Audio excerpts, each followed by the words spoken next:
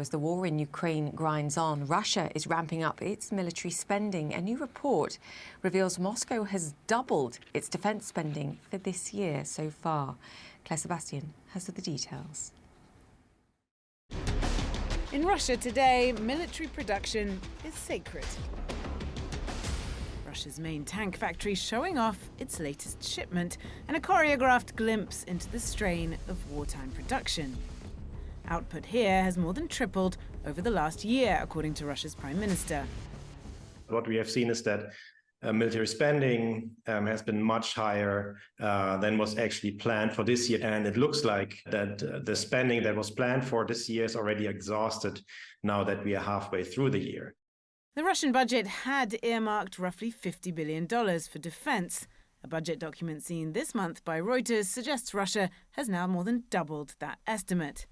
Experts say it could be even higher. It looks as though, expressed as a percentage of GDP, it could be anywhere between 8 and 10% of GDP. So if we think as a proportion of GDP, it could have almost tripled. Are you surprised in any way by this? No, is the honest answer. President Putin was very clear. There are, he said last December, no limits to military funding. And yet, as Russia's annual weapons exhibition got underway this month, the Teflon had started to come off its wartime economy. Military spending helping fuel a resurgence in inflation and a plummeting ruble, prompting an emergency rate rise from the central bank and putting even the most loyal Russians on edge. Sanctions and lower prices also sent Russia's vital oil and gas revenues plummeting in the first half of this year. But prices have been recovering over the summer. Russia is still earning a huge amount of dollars and yuan and euros by exporting energy and other resources. And it is going to earn these dollars also in the future because, as we have learned, we cannot easily push Russia out of the oil market. There is, though, another challenge facing Russia's weapons industry. Do you like playing basketball? Asks this recruitment video for the Kazan helicopter plant. The CEO of its parent company recently told Putin they need to fill 23,000 jobs this year.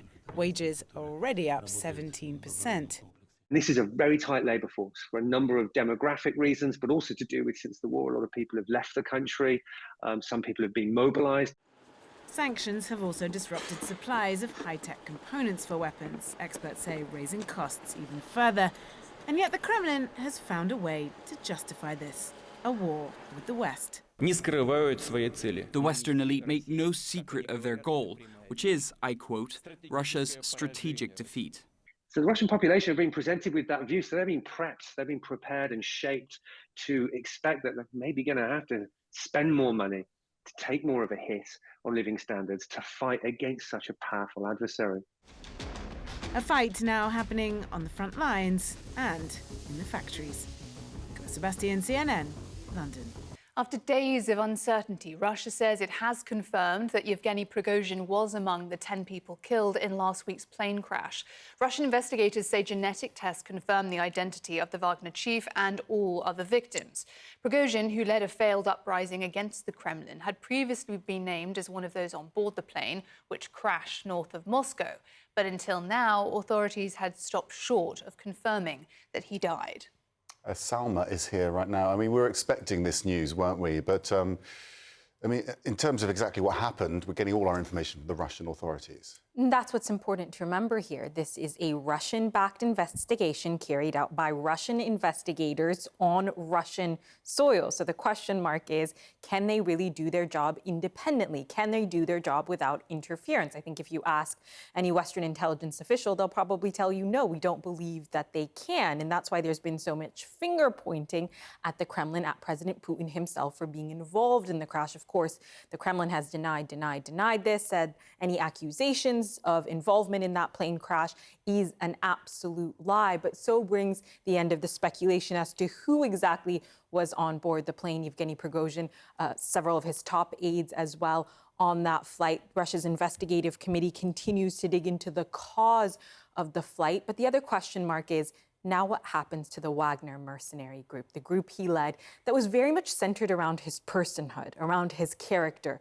So how does it survive without him? It's difficult to imagine that it would. And already Russia had been taking steps before even the death of Prigozhin to co-opt, absorb these mercenaries into the regular army.